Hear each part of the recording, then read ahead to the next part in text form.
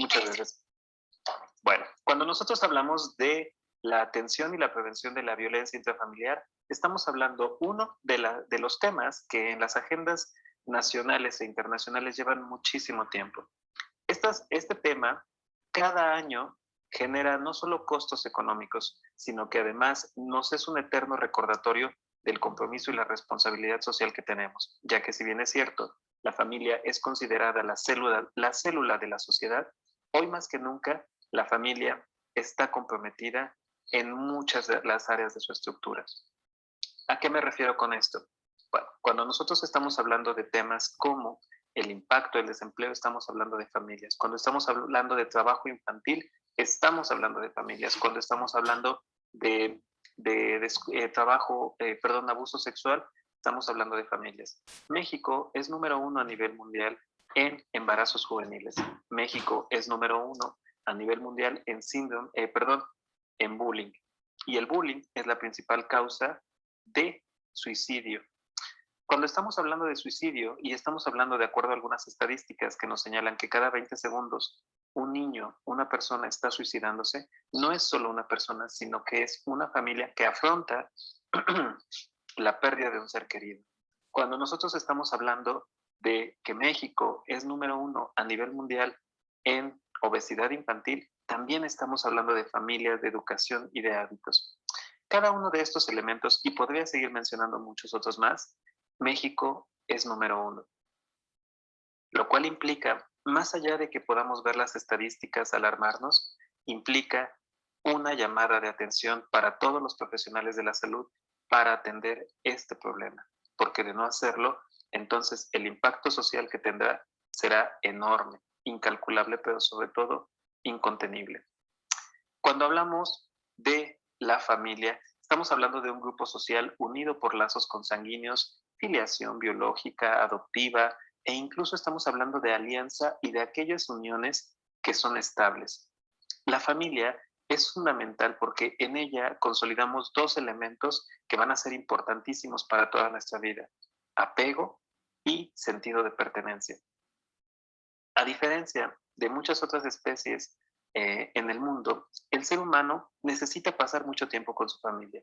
Esto hace que la familia sea el principal lugar de desarrollo. Por otra parte, cuando nosotros alteramos ese proceso de desarrollo, entonces también nos estamos enfrentando a una cantidad enorme de problemas de salud mental, sociales, de desarrollo.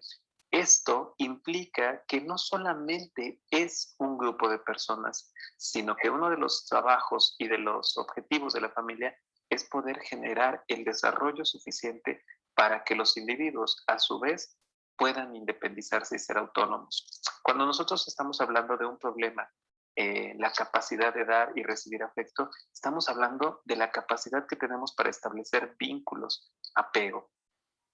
Cuando estamos hablando de esa autonomía que es tan necesaria para un desempeño académico profesional, también estamos hablando de la familia.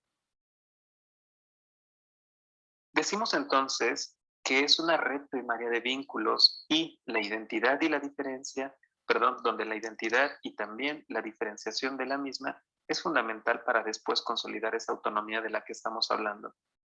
La intimidad, indudablemente, es un elemento característico de la familia y por lo tanto, en definitiva, la adquisición de un mundo relacional de significados, valóricas, emocionales, como las competentes para la participación de la sociedad.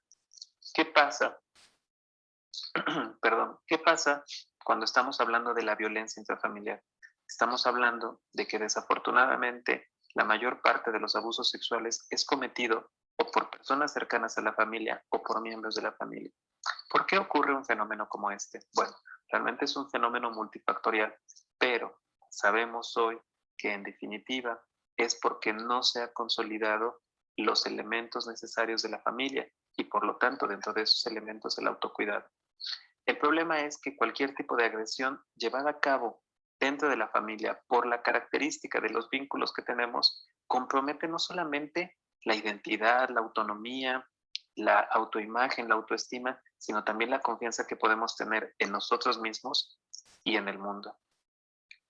Es por eso que la violencia intrafamiliar Es un grave problema social que tiene importantes consecuencias para las víctimas, tanto para su calidad de vida como su salud física y mental. Para la sociedad en general también tiene efectos significativos, pues es un obstáculo para el ejercicio de los derechos, implica importantes pérdidas económicas para el país y afecta distintos ámbitos de la vida social, educacional, productiva y de quienes la padecen.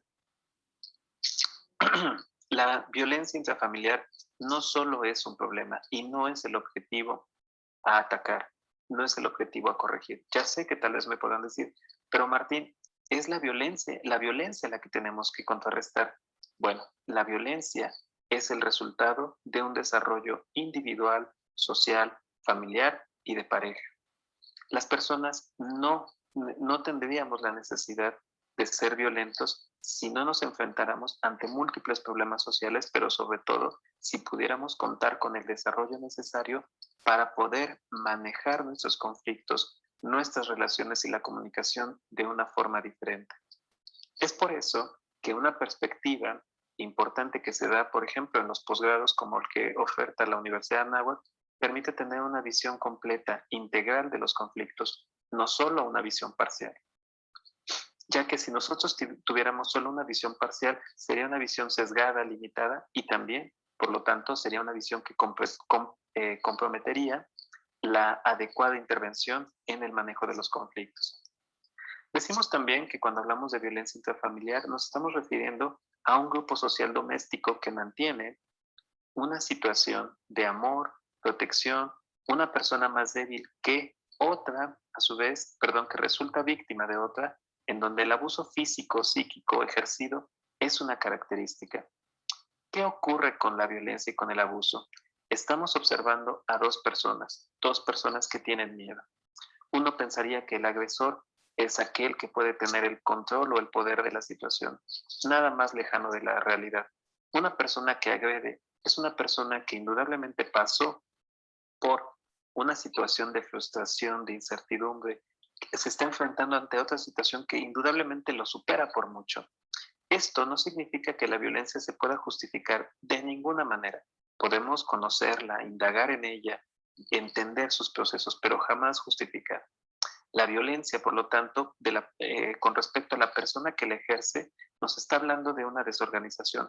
Por supuesto, hay diferentes tipos de agresores, principalmente hombres, ya que no solamente por nuestras características genéticas, sino también por nuestras características sociales, tendemos a ser en mayoría agresores. Este tipo de personas, indudablemente del género, son personas que experimentan miedo y frustración, y la fuerza o la violencia es el último recurso que les queda para hacerle frente a una situación que indudablemente los ha rebasado. Es entonces que también nos enfrentamos ante otra situación, ante otra persona que es la víctima. Y la víctima, no solo por la violencia, experimenta miedo, sino que además, si nosotros podemos revisar un poco atrás, cuenta con muchas características en donde esta persona manifiesta y vive con su miedo de una forma diferente al agresor, pero también con miedo. A los actos mismos se suman las condiciones en que se producen, que son de tal naturaleza que resulta difícil implementar recursos de control social capaces de regular e impedir estas prácticas, las que por lo tanto tienden a repetirse. Es ahí donde identificamos que las familias intentan compartir sus conocimientos y su sabiduría de generación en generación. Claro está, dentro de estos aprendizajes también están los famosos patrones repetitivos transgeneracionales, donde de manera sutil, casi imperceptible, y podemos incluso ocupar conceptos como introyectos, pasan de una generación a otra y que se vuelven o permean la educación y el modelo de familia que hay, lo cual es el caldo de cultivo perfecto para que entonces los patrones repetitivos, en este caso patrones violentos, puedan mantenerse de generación en generación. Y estos patrones repetitivos nos llevan a la instalación del circuito de violencia. Si bien es cierto, en este webinar tal vez no podamos profundizar a elementos más intrapsíquicos referentes a este fenómeno, sí es cierto que podemos tener una visión general que nos permita en un futuro posterior, en nuestros posgrados, indagar a profundidad tanto estructuras, formas, modelos, tipos y sobre todo alternativas de intervención. Cuando hablamos de la instalación del círculo de violencia, estamos hablando de una situación familiar en la cual existe un déficit de autonomía de los miembros y una significativa dependencia de unos a otros, lo cual nos lleva a saber que es como si nosotros tomáramos plastilina de diferentes colores, las uniéramos, las fusionáramos y después intentáramos separarlas. Podemos hablar de algunas características como trastornos de personalidad dependiente o fenómenos como la codependencia, sí, totalmente. Pero lo más importante no es solamente saber diagnosticar la dificultad, sino evaluar los recursos que se cuentan a nivel individual, familiar o de pareja para hacerle frente y abordar a través de estrategias integrativas fenómenos como este. Es entonces que nos damos cuenta que hay una simbiosis entre entre estos participantes y parecen muy comúnmente grupos familiares aislados de amigos, conocidos u otros, porque la familia, una vez que va construyendo esta dinámica de violencia, a veces construye tal como lo plantea Lai Wyman, una cerca de caucho. Una cerca de caucho en donde no se dejan ayudar, aunque aparentemente piden ayuda, pero no se dejan ayudar para no modificar el status quo, ese círculo vicioso. Hay una subordinación a un estereotipo por el que ambos quieren ejercer la violencia y quien es abusador o abusado. Suponen que el primero es el único responsable de la relación, constituyéndose en la persona que define la relación y decide sobre qué es lo que debe suceder. Pero no es así. Existe una correlación y una corresponsabilidad también. Estos significados se establecen de tal manera que el abuso implica no se llegue a ser percibido a veces. Obviamente para las personas que están alrededor es más que percibido, pero para los participantes no siempre lo es. Nos damos cuenta que entonces, en términos muy generales, se establece una dinámica o un círculo vicioso en donde la primera fase es la fase de acumulación de tensión. Aquí vale la pena contemplar todas las dificultades contextuales que nosotros tengamos, porque el cómo nosotros nos podemos sentir integrados al contexto que nos rodea nos permitirá a su vez tener una gratificación para generar autonomía e independencia. Pero si las dificultades en nuestro entorno, llamémosle pandemia, llamémosle dificultades de empleo, académicas, personales, de todo tipo e índole, si nosotros no podemos integrarnos y atender las demandas de nuestro contexto inmediato, entonces generaremos una acumulación de tensión. Esto nos llevará a la fase del episodio agudo, que es la agresión. Esta manifestación de mi frustración, de mi ira, y posteriormente vendrá una fase de arrepentimiento, a la que conocemos como luna de miel, donde las personas prometen, juran que no volverá a pasar hasta que se vuelva a acumular la tensión. Me gustaría hacer un paréntesis en esta parte para que nosotros pudiéramos identificar que tampoco es el círculo vicioso el enemigo a vencer, ya que si nosotros recordamos aquellas bases de psicopatología, recordaremos que a mayor vulnerabilidad, menor es el estímulo que necesitamos para detonar un conflicto, para perder la estabilidad. Por lo tanto, la pregunta para nosotros como profesionales de la salud sería, ¿es acaso que tenemos que atender justamente la fortaleza o es que tenemos que disminuir el nivel de vulnerabilidad? ¿Cómo disminuir el nivel de vulnerabilidad en una pareja, en una familia o en una persona? Bueno, este nivel de vulnerabilidad disminuye cuando podemos empezar a construir una calidad de vida, que si bien esto no solo va de acorde a los principios internacionales de bienestar, sino que también es una responsabilidad individual, familiar y social.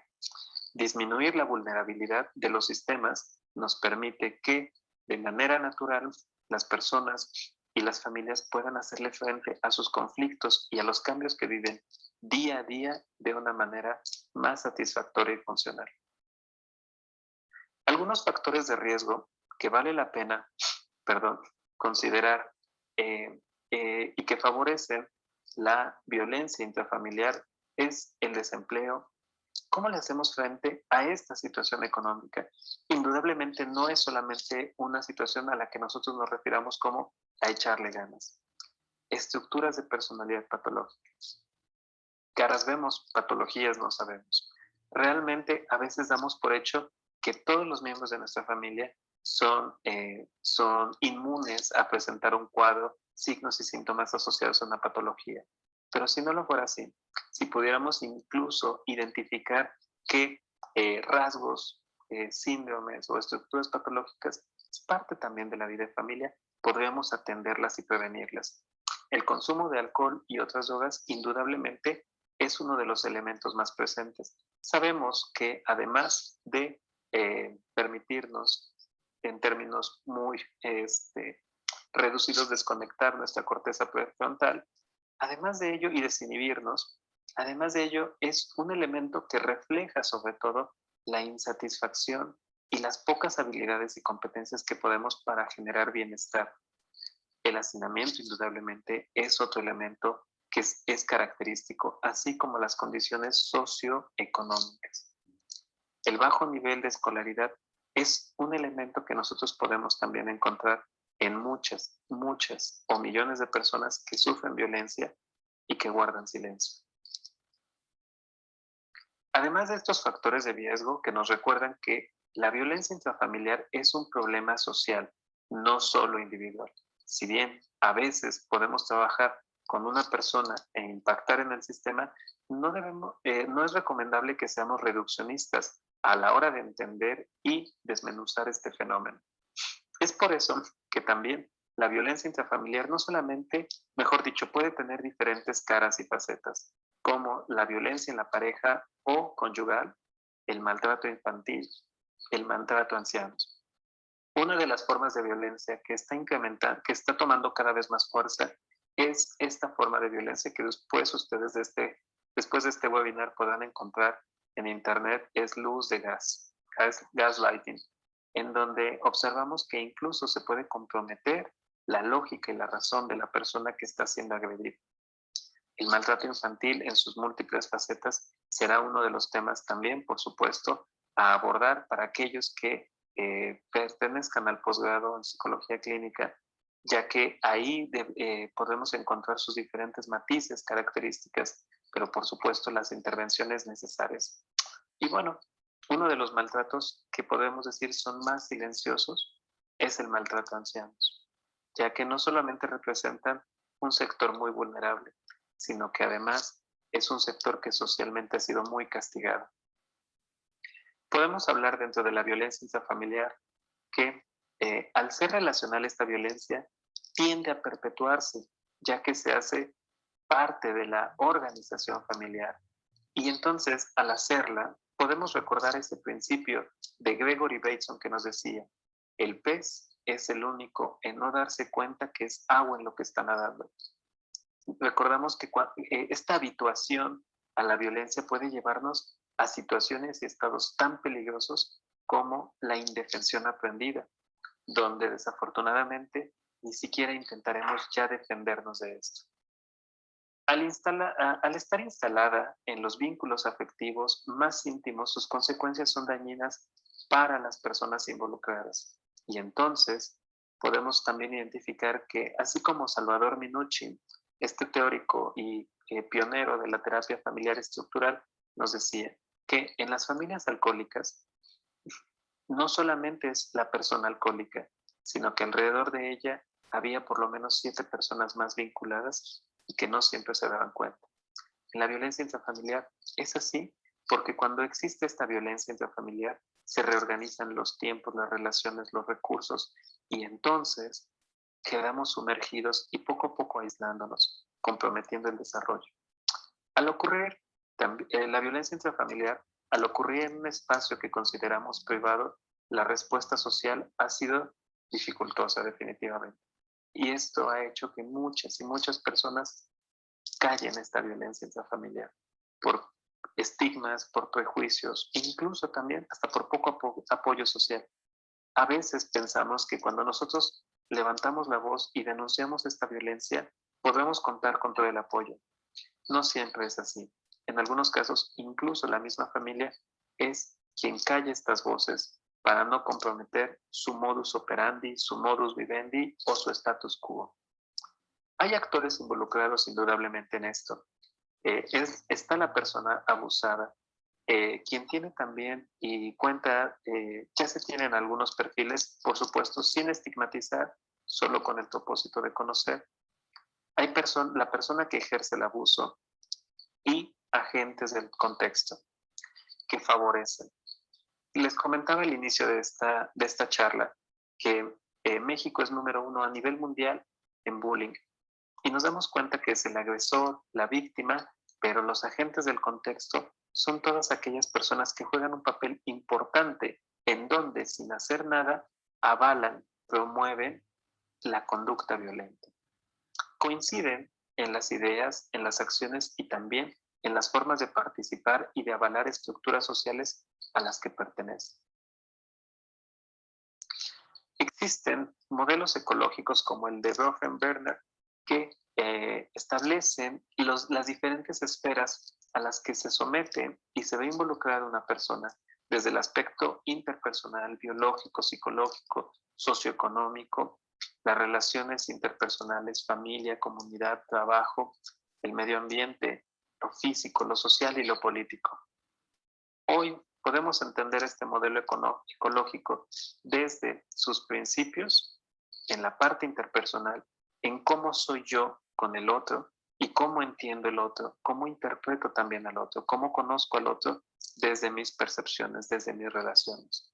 Y, por supuesto, también entender las relaciones interpersonales y que las relaciones interpersonales no son solo estar bien, sino que las relaciones interpersonales, al igual que las raíces de un árbol, no solo nos permiten mantener estabilidad, sino que además son fundamentales para el desarrollo de todo del ser humano. Ejemplo más claro de esto lo hemos visto con la pandemia. Cuando nosotros generamos un proceso de aislamiento, cuando nosotros comprometemos o alteramos la forma de relacionarnos interpersonalmente, entonces estamos alterando muchas otras áreas de la vida y del desarrollo del ser humano. Esto no debería de sorprendernos, ya que, de acuerdo a las investigaciones de Milgram, por ejemplo, entre otros teóricos, encontraron el pozo de la desesperanza y nos dimos cuenta a partir de eso que desde nuestro nacimiento el poder tener relaciones interpersonales, poder tener este contacto, apego y que estamos diseñados para convivir con los demás.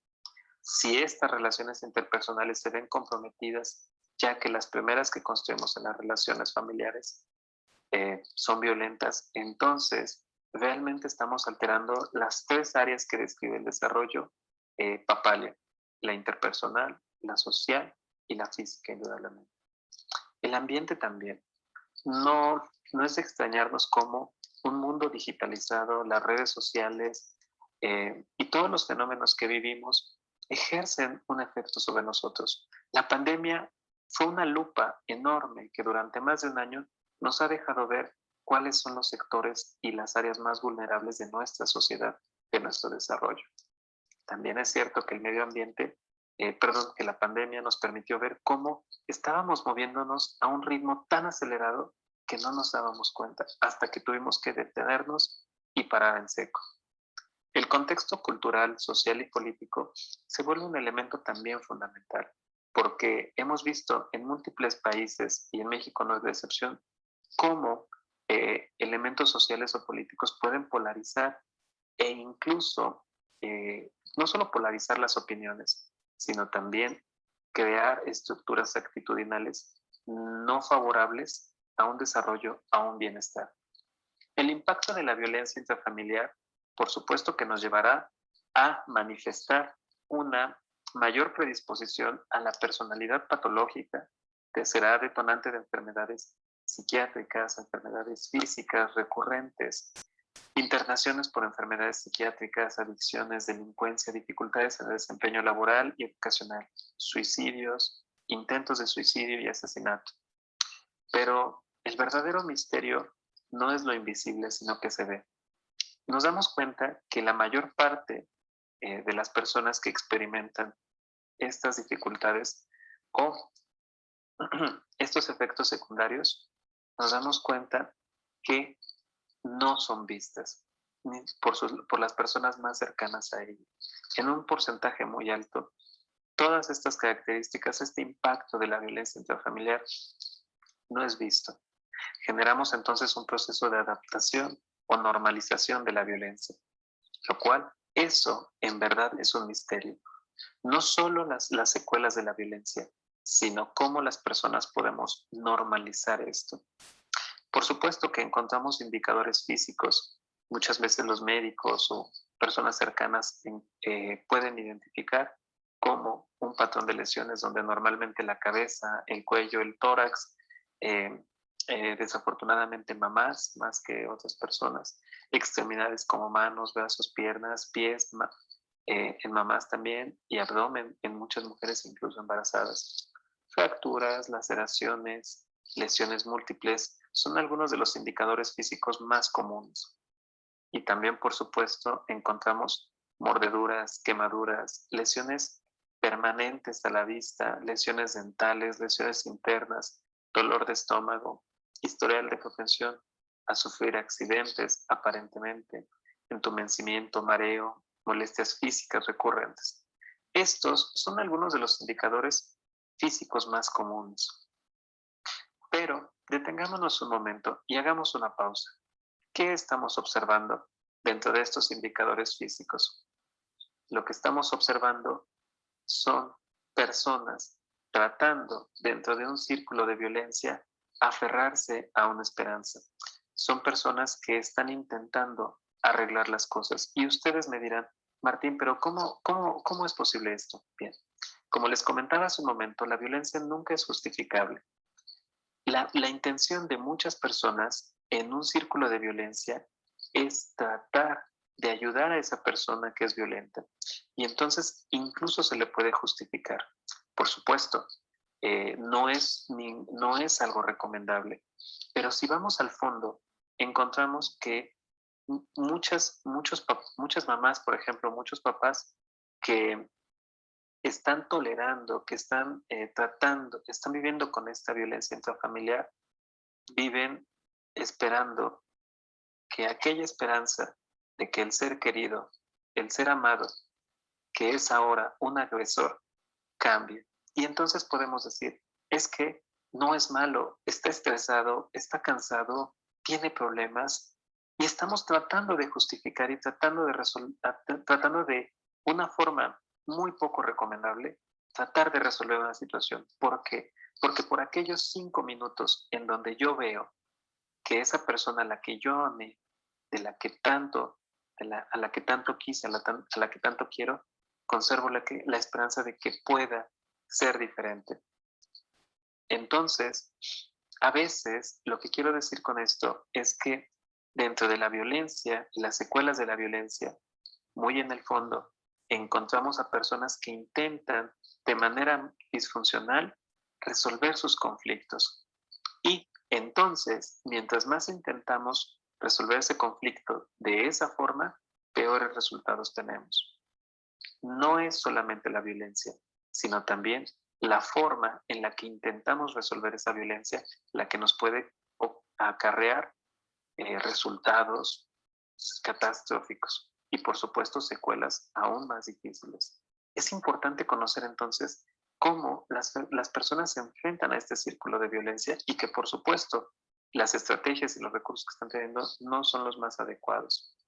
También dentro de estos indicadores físicos tenemos la anemia, la desnutrición, las alteraciones alimenticias, el asma, el síndrome de Colon, conductas nocivas como el consumo de alcohol, drogas, sustancias. Aquí podemos identificar también en estas conductas otra forma disfuncional de afrontar la violencia. Y entonces el alcohol, las drogas, es algo para tratar de evitar y disociarme incluso de esta realidad que está pasando. Desafortunadamente, el efecto, como cualquier otra conducta nociva o sustancia, solo es temporal.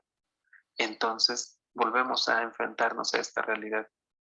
Es importante identificar la violencia y todas sus características, pero también la forma en la que se puede mantener un comportamiento disfuncional.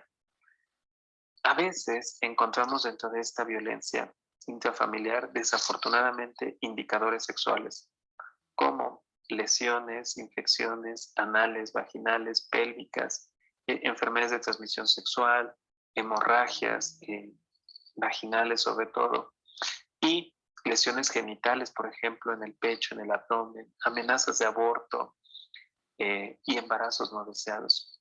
Nos damos cuenta que para pasar por cada uno de estos indicadores, también estamos viendo un deterioro de las personas que conforman esa familia, del ser humano. No un deterioro,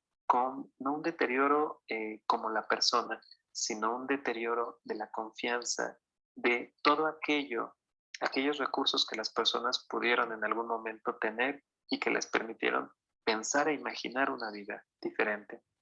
También tenemos efectos emocionales y psicológicos como la ira, la postura de derrota, el fracaso, el rostro endurecido, la mirada perdida o fija, triste, resentimiento, sentimientos de culpa, inseguridad, cansancio, ataques de ansiedad, dolor de cabeza, depresión y frecuentes ataques de llanto.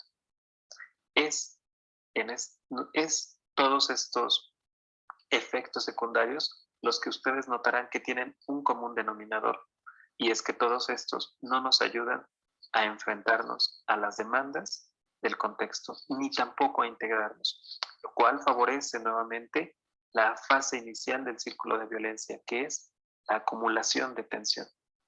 Y estos efectos emocionales y psicológicos hacen que volvamos a repetir este ciclo. El estado emocional es indudablemente uno de los elementos que tenemos que tomar en cuenta, porque se puede hacer una evaluación de la autoestima, del afecto, de la comunicación, de la diferenciación, de la dependencia emocional, los sentimientos encontrados, las necesidades de control. Este estado emocional no solo nos indica el nivel o la forma en la que está tratando de sobrevivir quienes sufren la violencia, pero también el estado emocional de quien la ejerce, sino que también este estado emocional nos puede, a partir del principio de morfogénesis establecido por Ross Ashby, nos dice que los sistemas y las personas tienen la capacidad de cambio.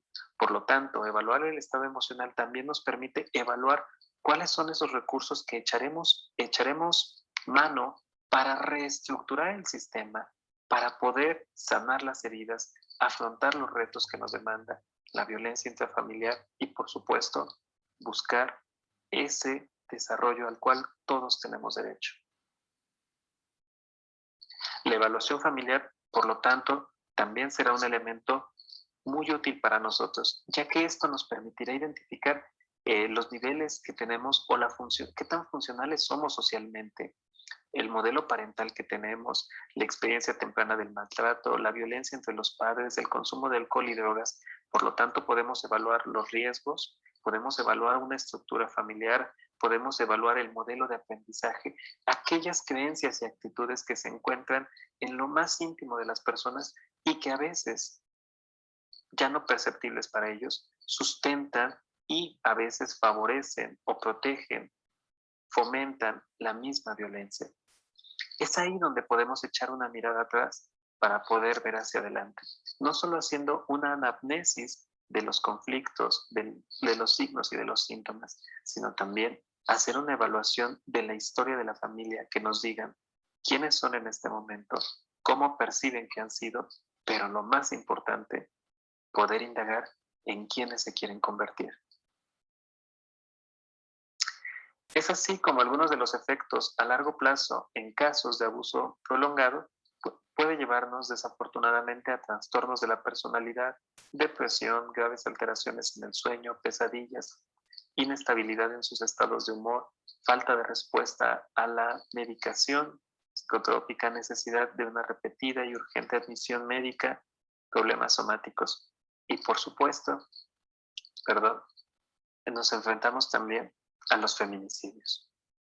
Hay muchas cosas que pueden atenderse, hay algunas que pueden cambiarse, hay muchas otras con las que podemos vivir, pero hay definitivamente muchas tantas más que no tienen solución. Estos efectos a largo plazo, en casos de abuso prolongado, pueden llevarnos a comprender también, no solo de manera lineal, causa y efecto, no.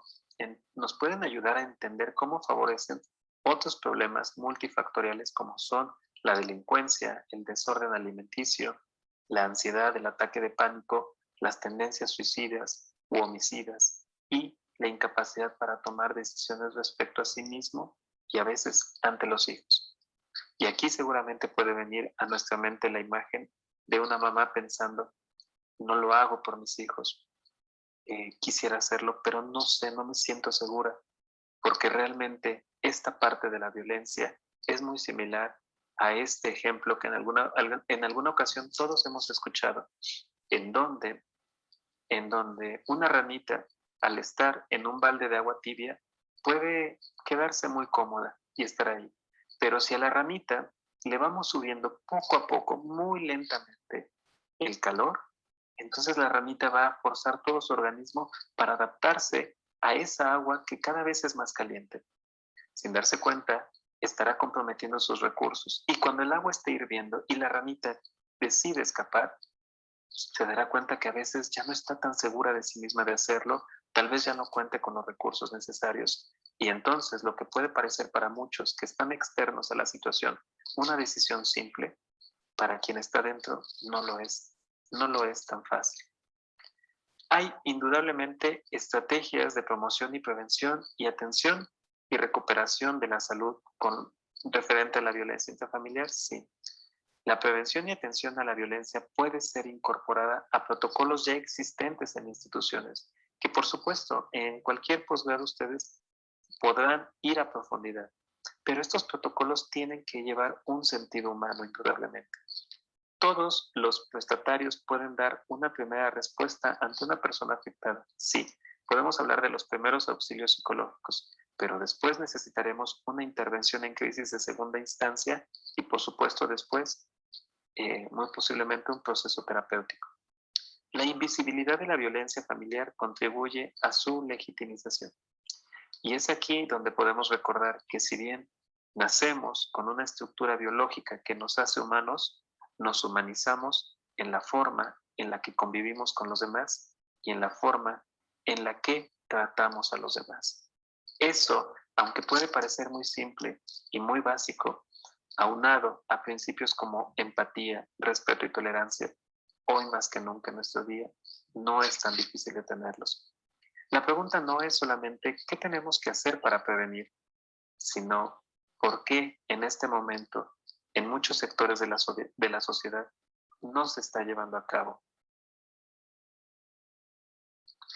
Indudablemente necesitamos plantearnos una participación multisectorial y multidisciplinaria, una atención integral, multidisciplinaria con un enfoque integrativo, que indudablemente así como ustedes que tal vez tengan una aproximación, un acercamiento al posgrado, podrán ver diferentes profesionales con diferentes perspectivas, pero sobre todo trabajando en equipo.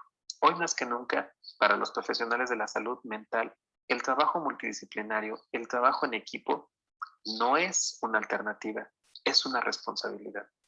Conocimiento de la red institucional, médicos, enfermeras, psicólogos, trabajadores sociales, porque ah, algunos números más, algunos números menos, algún margen de error.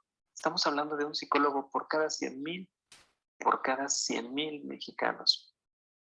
Realmente, aunque trabajáramos todo el día, no sería suficiente. Y necesitamos empezar a trabajar con las familias para que, aliados a ellas, podamos tomar las responsabilidades de construir una generación menos violenta. Finalmente, y agradeciéndoles muchísimo su tiempo, su atención, quisiera recordarles esta frase de Oscar Wilde que nos dice que el egoísmo no consiste en hacer lo que queremos, sino en buscar que los demás hagan lo que queremos. Somos capaces de desarrollar inteligencia artificial como sociedad, pero todavía somos incapaces, en la mayoría, de poder entendernos como personas diferentes, de respetarnos y más aún, en cuidarnos. El desarrollo de una sociedad no se mide solamente en su desarrollo tecnológico ni en aquellas creaciones fantásticas. Es un elemento, sí. Se mide en la capacidad también que tenemos para responder, atender y comprender a los sectores más vulnerables. Y hoy, en este momento, hay millones de niños y millones de personas que tienen miedo de volver a casa, porque el hogar ha dejado de ser el hogar y es el lugar más temeroso para ellos. Construyamos una sociedad y construyamos un lugar donde el hogar sea ese espacio en donde puedes llegar, descansar, protegerte, crecer y sobre todo construyamos un lugar donde podamos volver a soñar.